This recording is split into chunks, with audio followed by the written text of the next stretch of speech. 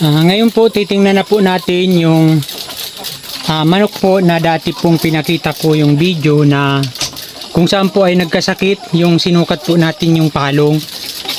Ngayon po magaling na po siya. Yung isa lang po yung medyo magaling na kasi ito po kasi mayroon na po siyang itlog. Ayan. Yung isa po hindi pa po siya gaanong nakaka-recover pero kumakain na po siya. Ayan. Kumpara po dito sa mga kasama niya, ito po yung palong niya, ang lalaki. Yan.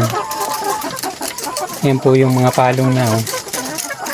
So, sana obserbahan ko po sa kanila kasi halos po sunod-sunod po yung pagkakaroon ko po ng manok na nag-collapse. Ito po yung dalawa. Ayan. Nag-collapse din po yan. Pinagsama ko rin. Ayan po yung palong niya, maliit din. Tapos po, ito naman po, ganun din. Ayan po, lumit din po yung palong niya. Pero ano lang po siya, 4 days, gumaling na po agad, nakakakain na sila at nakakatayo na. Ayan po, nakakatayo. Ito po ang medyo matagal-tagal. Sa pag-aalaga ko po ng ganito, na-identify ko po kung paano po sila nagkakaroon ng ganyan. Kasi sabihin po natin na kumpleto yung pinapakain natin sa kanila, pinapainom yung mga vitamins at naglalagay po tayo ng calcium sa pagkain. Pero nagkakaroon pa rin po ng pagkaganyan. Kaya ang ginawa ko po, inobserbahan ko po kung bakit ganyan po yung manok ko. Samantalang okay naman po yung binibigay ko sa kanilang pagkain. So, ganito po yung nangyari niyan.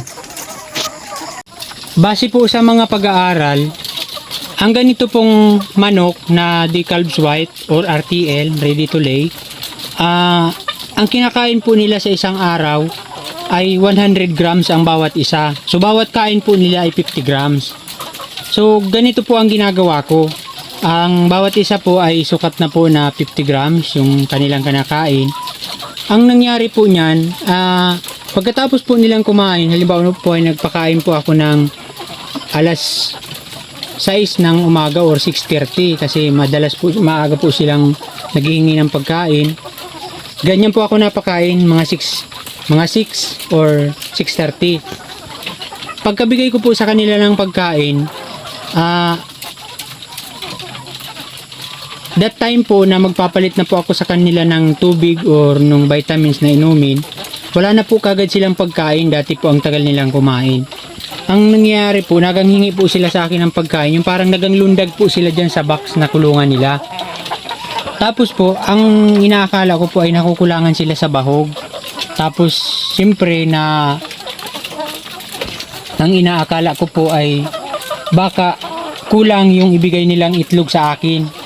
Kaya ang ginagawa ko po, nilalagyan ko po sila ulit ng tigkakunti. Ginagawa ko pong ang bawat isa sa kanila ay 110 grams sa isang araw ang makakain. So, ang bawat isa po sa pagbigay ko sa kanila ay 55 grams ang pagkain nila. So, dinagdagan ko po.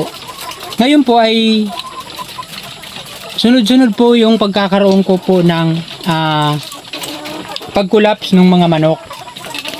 Kaya hinawakan ko po yung ibang manok ko na hindi po nagkakaroon ng collapse o yung pagka-stroke. Hindi po gaanong mataba sila. Tapos dire-diretso naman po yung pag-iitlog. So yung na-stroke ko po na manok ay masyado po siyang mataba. Tapos yung pag-iitlog naman po nila halos parehas lang din. Kaya po ay yun po yung nangyari na nalaman ko na dahil po sobrang taba niya kaya siya nabibigatan sa kanyang katawan kaya bumibigay po ang kanyang paa.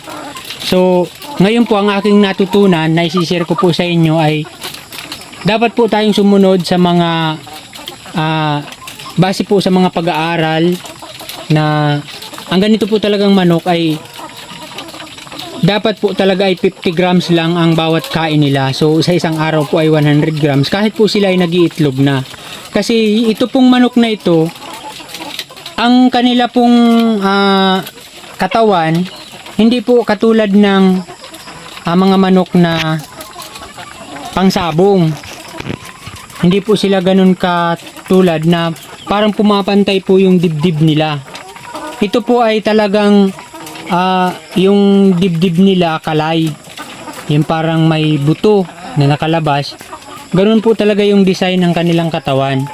Ang pinakang taba po nito, malata mo po sa puso nila. Yung puson po nila masyadong nakakalay. So doon po nagkakaroon ng, yun po yung nagiging cause ng pagka-collapse niya. Kaya po siya ay na-stroke. Yung pong di nakakatayo. So ngayon po, nagbawas po ako ng bahog. Tiningnan ko po sa kanilang itlog, sa recover ng itlog, ay halos parehas lang din naman po. Wala naman pong nabawas at wala naman din pong nadagdag. So, ganito po yung naobserbahan ko. Kaya sa mga nag-aalaga po ng ganitong manok, kahit po naghihingi na sila sa inyo ng naghihingi pa ng pagkain, ay maintain po natin sila sa 50 grams. Huwag na po nating pasubrahan kasi doon po nagkakaroon ng problema yung ating manok. Siyempre, pagka yan po ay nag-collapse, na-stroke, katulad po nito, wala siyang itlog. Ayan. Matagal po. So, halimbawa po sabihin nating 5 days bago siya gumaling.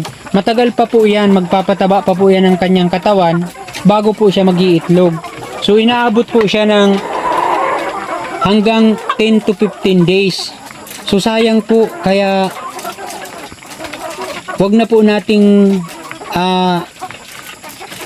nating baguhin yung base sa mga pag-aaral na ang manok pong ganito ay 50 grams lang po ang dapat nilang kainin. Kasi nagkakaproblema po pagka sobra. Sa lahat po talaga ng sobra ay mali.